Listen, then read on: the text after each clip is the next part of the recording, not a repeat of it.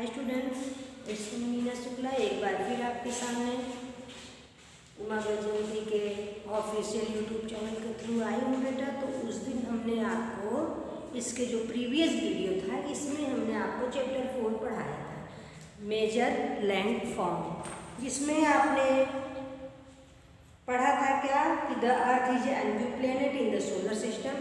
हमारी पृथ्वी क्या है, एक अनोखा ग्रह है हमारे सोलर सिस्टम। हमने आपको बताया था कि इसे अनोखा ग्रह क्यों कहा जाता है, क्योंकि पृथ्वी एक ऐसा ग्रह है जहाँ पर मानव जीवन संभव है, जहाँ का क्लाइमेटिक कंडीशन सही है, मानव जीवन के अनुरूप है, इसलिए इसे एक अनड्यू प्लेनेट भी कहा जाता है और ब्लू प्लेनेट भी कहा जाता है। ब्लू प्लेनेट इसलिए कहा जाता है क्योंकि यहाँ पर पानी की अधिकता है और पानी की अधिकता की वजह से जब हम देखते हैं पृथ्वी को तो हमको नीले रंग में दिखाई देते हैं। जब आप ग्लोब देखे होंगे तो ग्लोब में ज़्यादातर आपको नीला ही कलर दिखाई देता है, इसलिए हम इसको अनड्यू प्लेनेट भी कहते हैं, ब्लू प्लेनेट भी कहते हैं। तो देखिए बेटा, इसमें हमने आपको लैंड फॉर्म, माउंटेन्स इसके बारे में पढ़ाया था, यानी पृथ्वी के कई प्रकार हैं। एक ही पृथ्वी पर कई चीज़ें आपको कई तरह तरह की चीज़ें दिखाई देगी, कहीं पहाड़ी क्षेत्र है, कहीं जंगल है, कहीं नदियाँ हैं, कहीं समुद्र हैं। तो इनकी विभिन्नताओं के बारे में आज हम पढ़ेंगे, जिसमें आपने सबसे पहले पढ़ा था माउंटेन के बारे में। The mountains are the elevated part of the earth surface. क्या होता है, यह पृथ्वी का एक ऊंचाई वाला क्षेत्र होता है, ये पृथ्वी से ऊंचाई वाला और नुकीला क्षेत्र होता है।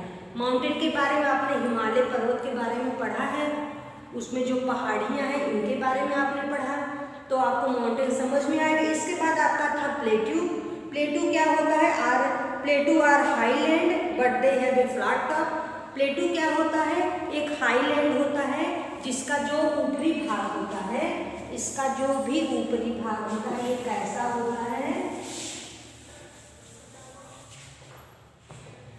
ये देखिए ये आपका माउंटेन है, ऐसे ऊंची ऊंची चोटियां रहती हैं। ये आपका पहाड़ी क्षेत्र है, ये नुकीला तो नहीं होता है लेकिन ऐसे, लेकिन जो आपका पठार प्लेट्यू है वह क्या रहता है, वह ऐसे गोल, यानी ये प्लेट ये होता है टेबल, इसको टेबल लैंड भी कहा जाता है। क्यों कहा जाता है, क्योंकि जिसको इसका टॉप, उसका जो टॉप का पार्ट होता है ये एकदम फ्लैट होता है, एकदम समतल भूमि की तरह होता है, इसलिए इसको क्या कहते हैं, टेबल लैंड भी कहते हैं। हमारे विश्व में जो सबसे बड़ा पठार है वह कौन सा पठार है, तिब्बत का पठार। जो सबसे बड़ा पठार है वह कौन सा है, तिब्बत का पठार है। अब देखिए features of the plateau. Plateau in tropical area are good from growing crops. ये क्या होता है, ये ऐसे क्षेत्र, ऐसी एरिया है जहाँ पर न मौसम ज़्यादा ठंडा न मौसम ज़्यादा गर्म रहता है। यहाँ जो फसलें होती हैं वह कैसी होती हैं, अच्छी होती हैं। Some plateau are rich in mineral resource. कुछ प्लेट्यू, कुछ पठार क्या है, अपने अंदर क्या मिनरल रिसोर्स, संसाधन, जो खनिज संसाधन है इनकी मात्रा रहती है। Some plateau are extremely large and cover 100 kilometre. कुछ प्लेट्यू होते हैं बहुत दूरी तक फैले रहते हैं, कम लगभग मिनिमम 100 किलोमीटर के अंदर तक, 100 किलोमीटर के रेंज में यह फैले होते हैं, बड़े बड़े पठार होते हैं। यहाँ क्या होता है, जो लो लैंड पठार होते हैं, जो छोटे छोटे पठार होते हैं वो खेती के लिए काम आ जाते हैं। जो छोटे छोटे पठार होते हैं वह क्या होते हैं, खेती के लिए काम आ जाते हैं। और हाईलैंड जो बड़े बड़े पठार होते हैं वहाँ पर आप लोग कैटल रियरिंग, सीप रियरिंग यानी पशुपालन भी कर सकते हैं। जो बड़े बड़े पठार हैं, लोग ये पूरी धरती की तरह रहते हैं, खाली जमीन से इसकी ऊंचाई थोड़ी ज़्यादा रहती है, तो जो छोटे जो हैं वहाँ पर खेती लोग कर लेते हैं, फार्मिंग हो जाती है। और इसके अलावा जो ऐसे रहते हैं, जो बड़े बड़े पठार होते हैं वहाँ पर लोग रियरिंग ऑफ एनिमल्स, पशुपालन भी कर लेते हैं। इसके बाद नेक्स्ट आपका आ जाता है प्लेन्स। तो स्टूडेंट आप सोचते हो कि मैंने तो पहले ही रिवर्स लिखी है, तो इसके लिए मैं सॉरी बोलती हूँ, हमें लगा था कि हमने इतना पढ़ा दिया है इसलिए हम इसे लिख दिए थे। तो अभी आपको प्लेट्यू और प्लेन्स भी पढ़ना था। तो प्लेन्स होता है, प्लेन्स है low land extend from flat area. Plains क्या होता है, एक समतल होती है, यानी आपके जो मैदानी भाग होते हैं, जो जमीनी भाग होते हैं, जिसे कंटिनेंट्स भी कहा जाता है। महाद्वीप होता है जहाँ पर कितने महाद्वीप हैं, 7 महाद्वीप है, 7 कंटिनेंट्स है। ये महाद्वीप होता है जो आप लोग में देखते हो कि नीला नुकीला भाग है, इसके अलावा जो भाग बचता है वही आपका प्लेन्स होता है, वही आपकी जमीन होती है। ये क्या होती है? फर्टाइल होती है, उपजाऊ होती है और यहाँ ये खेती के लिए उपयुक्त होती है। Plains are lowland that extend over 1000 of kilometre, ये हजारों किलोमीटर तक दूर दूर फैला है। जैसा कि आप जानते हैं ये आपकी जो पृथ्वी है इसका 3/4 पार्ट क्या है? पानी ही पानी है। रिवर है, नील, नदियाँ, झीलें, तालाब सब इसके अंदर। ये पार्ट बचता है यही आपका लैंड है यानी प्लेन्स है। और यही क्या होता है? यही पर मान इसे ही कंटिनेंट कहते हैं। कंटिनेंट कितने हैं? 7 कंटिनेंट्स हैं। Feature plains can be found around the sea are in the interior of the continent. ये हमको समुद्रों के किनारे, नदियों के किनारे, आप जहाँ हो, आप जमीन पे ही तो घर बनाओ, आप नदियों या समुद्रों में घर नहीं बना रहे, आप जमीन पे। ये आपका प्लेन्स ही है, इसे प्लेन्स ही कहते हैं जो मैदानी भाग होता है। Plains in the river valley है fertile soil and these are useful for growing a large variety of crops. ये क्या होता है? जो हमने आपको बताया था ना, नदियों या पहाड़, जो बड़े बड़े पहाड़ हैं वहाँ से जो नदियाँ निकलती हैं जहाँ पर बर्फ जमे रहते हैं, जब गर्मी में इसमें बर्फ पड़ती है तो ये पिघलता है, ग्लेशियर जो पिघलता है तो ये क्या बनता है? रिवर्स बन जाता है। ये रिवर्स बनता है और ये जहाँ जहाँ ऐसे आता है और तो ये जब माउंटेन से नीचे आती है, माउंटेन से जो भी वाटर नीचे आता है, जो भी वाटर नीचे आता है ये क्या होता है? अपने साथ ढेर सारी चीजें, पत्तियां, पौधे, सिल्ट, रेत, बालू, ये सब बहा कर ले आते हैं और जब ये आकर यहाँ प्लेन्स पे रुकता है, डिपोज होता है, यहाँ पर जम जाता है। प्लेन्स पे आकर ये सभी चीजें यहाँ पर जम जाती है तो ये जमीन कैसी बन जाती है? इन्हीं चीजों की वजह से जमीन उपजाऊ हो जाती है। Plains are useful for developing irrigation facilities, industries and various means of transport. तो जो प्लेन्स है उस पर तरह तरह के वाहन चलते हैं, कई इंडस्ट्रियाँ हैं और हमारे जो खेती होती है वह भी प्लेन्स में ही होती है। इसके अलावा है many towns and cities are located in the plains. Plains are thickly populated. ज़्यादातर लोग प्लेन्स पे ही, इसी पे ज़मीन पर ही रहते हैं। ये तो है नहीं कि कोई हवा में घर बना के है, कोई नदियों समुद्रों में घर बना के रह रहा है। इसी ज़मीन पे ही सब रहते हैं, इसी मैदानी भाग में सब रहते हैं और थिकली पॉपुलेटेड, इसलिए इसकी जनसंख्या भी आप जानते हैं कि हमारा भारत दूसरे नंबर पे है जनसंख्या के क्षेत्र पे। लेकिन पूरे वर्ल्ड में लोग कहाँ रहते हैं? इसी प्लेन्स पे ही रहते हैं, इसी मैदानी भागों पर ही रहते हैं। इसके बाद आपका आ जाएगा रिवर्स। तो देखिए बेटा, हमने यहाँ रिवर्स के बारे में लिखा है। Reverse is a big channel.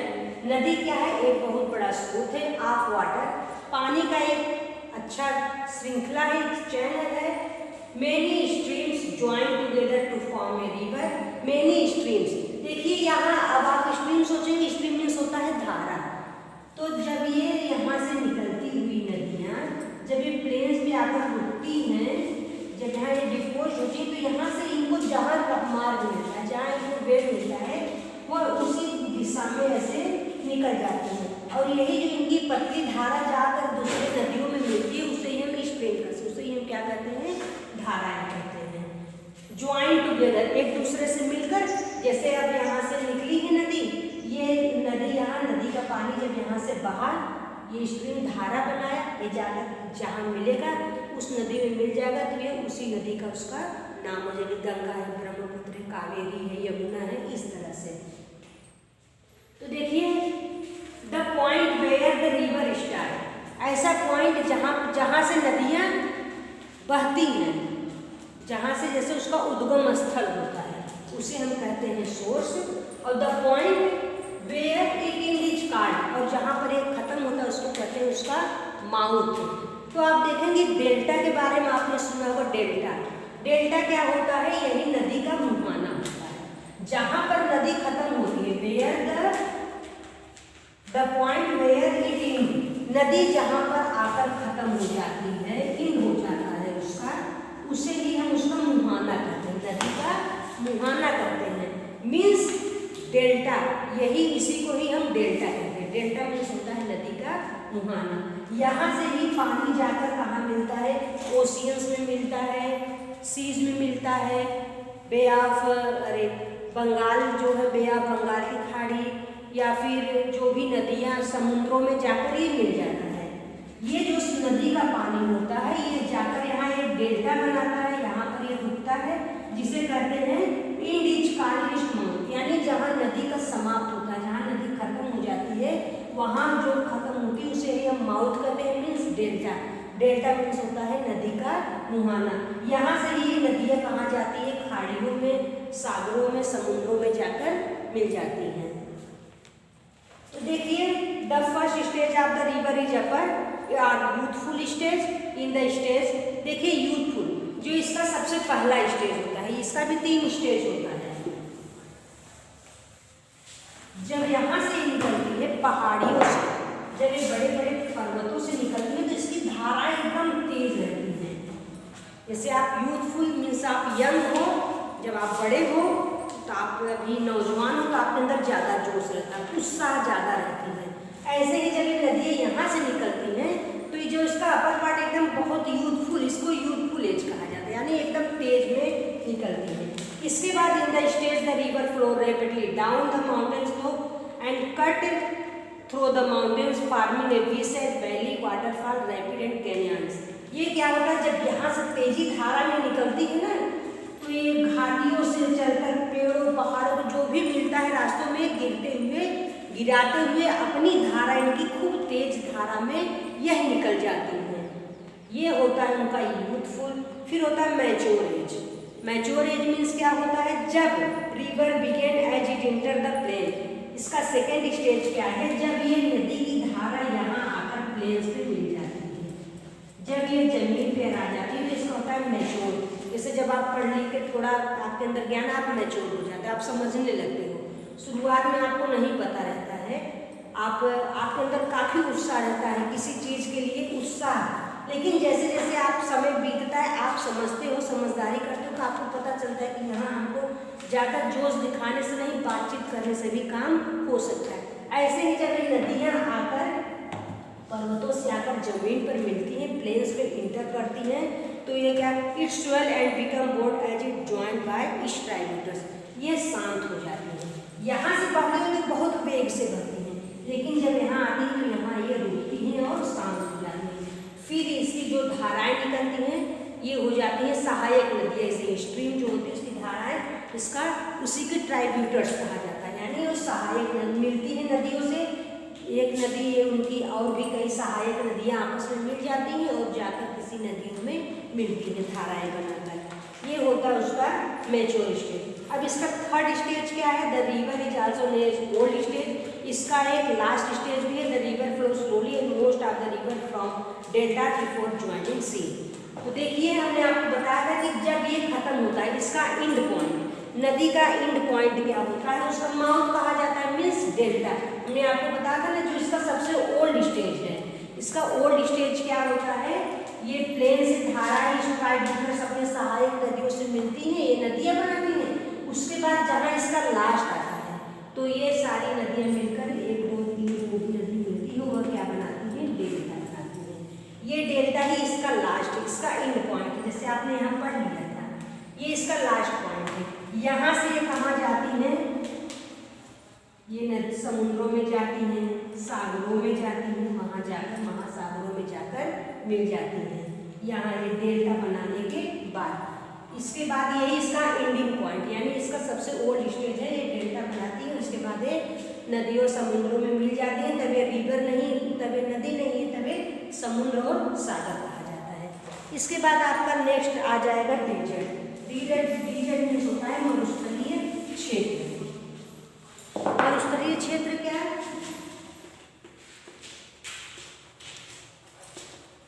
ये होता है मरुस्थलीय क्षेत्र। Desert are large area of land cover with sand.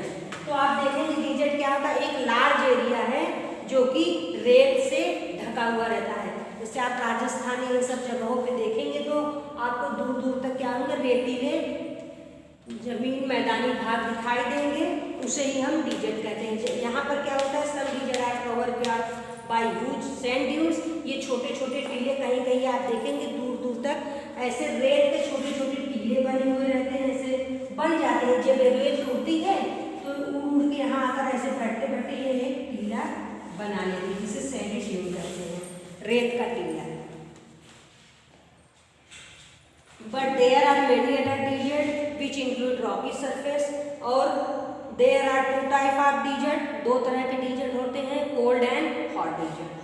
Dessert receive very little rainfall, यहाँ क्या होता है बहुत कम मात्रा में वर्षा होती है, क्योंकि यहाँ पर जो वेजिटेशन जो वनस्पति है यहाँ पर ज़्यादा नहीं होती। यहाँ पर वही जो कांटेदार वृक्ष होते हैं वही होते हैं, क्योंकि कांटेदार वृक्ष के जो जड़ जो है एकदम गहराई तक, ये एकदम गहराई तक चले जाते हैं, इसलिए क्या होता है यहाँ पर कटीले क्षेत्र, कटीले जो पेड़ पौधे वही सबसे ज़्यादा होते हैं। Because of the extreme climatic condition they are limited plant and animal found in desert. जैसा कि आप जानते हो यहाँ पर वनस्पतियाँ नहीं ज़्यादा है, नॉट हाई वेजिटेशन, यहाँ ज़्यादा वेजिटेशन नहीं है, तो क्या होता है यहाँ पर पेड़ पौधों की संख्या कम है। इसका एक ही कारण है कि यहाँ वर्षा कम होती है, और वर्षा कम होने की वजह से यहाँ के जो पशु हैं, तो camel is the ship of dessert, जो ज़्यादातर जो पशु यहाँ मिलता है वो है कैमल। कैमल को सीप ऑफ द डिजर्ट भी कहा जाता है, मरुस्थल क्षेत्र का जहाज कहा जाता है। अब देखिए features of dessert. The dessert expensive extreme climate, ये क्या होता है, इसका जो क्लाइमेट इसका जो होता है बहुत तापमान इसका अधिक होता है। The day are very hot, यहाँ दिन क्या होता है बहुत गर्म होता है, and night are cold in these areas, और रात ये क्या होता है, रात में ये ठंडा भी हो जाता है, लेकिन दिन में आपको यहाँ चलना दुर्भर हो जाएगा, क्योंकि रेत इतने जलते रहते हैं धूप की वजह से, क्योंकि यहाँ ज़्यादा वेजिटेशन नहीं है, जिससे यहाँ की जो रेतें हैं वो गर्म हो जाती है। गर्म होने की वजह से ये क्या होती हैं, ये एकदम से गर्म हवाएं चलती है, और तेज़ तेज़ जो हवाएं चलती है लू की तरह। यहाँ हमेशा जैसे लू, जैसे आपको यहाँ गर्मियों में लू, यहाँ हमेशा लू आता है, और अपने साथ ढेर सारे सेंट को लेकर उठता है, जिससे क्या होता है यहाँ पर गर्म और हवाएं चलती है। लेकिन जब शाम का टाइम होता है, जब रेत ठंडा हो जाता है, तब जो हवाएं चलती हैं, जब शाम जैसे जैसे शाम होगा रेत अपने आप ठंडा होगा तो नमी को सोखता है, जब नमी को सोखता है तो जो हवाएं चलती हैं वो कैसी चलती हैं, ठंडी हवाएं चलती हैं। इसके बाद है cacti and date palm are desert plants. यहाँ पर कैक्टस, हमने कहा ना यहाँ जो खजूर ये सब है कटीले वृक्ष हैं, यहाँ पर कटीले वृक्ष सबसे ज़्यादा होते हैं। Oases are small waterfall that spring up at some places in desert. Desert में आप कहीं कहीं देखेंगे ओसेस, ओसेस मीन्स होता है मरुद्यान। मरुद्यान ऐसा होता है कि मरुस्थलीय क्षेत्र में कहीं कहीं से पानी जो है वो नीचे से निकलता है, और नीचे से निकलता है तो उसके जगह जगह क्या होता है, पानी ऐसे तालाब की तरह हो जाता है, तो इसके चारों तरफ बहुत हरे भरे पेड़, क्योंकि पानी मिलता है तो यहाँ पर वनस्पतियाँ हो जाती हैं। तो इसको क्या कहा जाता है, डिजर्ट का मरुद्यान कहा जाता है, यानी मरुस्थल क्षेत्र में एक उद्यान, एक बगीचा बन जाता है। ये जो नीचे से, इसे ही हम कहते हैं ओसेस। तो बेटा देखिए आपका इस चैप्टर में हमने आपको सब कुछ पढ़ा दिया, कंप्लीट हो गया है। अब रही आपका जो एक्सरसाइज है, तो इसको आपको आपके ग्रुप में भेजा जाएगा बेटा। तब तक आप लोग इस चैप्टर को एक बार अच्छे से फिर से दोहरा, जो भी पढ़ाया जाता है समझाया जाता है आप बुक खोल के उसे देखिए, क्योंकि आप पूरा एक लाइन टू लाइन आपको बताएंगे, आपको सिर्फ पैरावाइज समझाया जा रहा है। तो आपकी ज़रूरत है कि आप बुक को लीजिए और बुक खोल के, जब भी आप देख रहे हैं वीडियो, बुक को अपने सामने खोल के रखिए। खोल के रखने के बाद आप उसको ध्यान से देखते रहिए, अच्छे से पढ़िए, और घर पर आप लोग बच्चे से इस बुक को एक बार दोहरा लेना, और जो भी एक्सरसाइज होगा ये हम आपके ग्रुप में डाल देंगे। Okay student, take care, bye.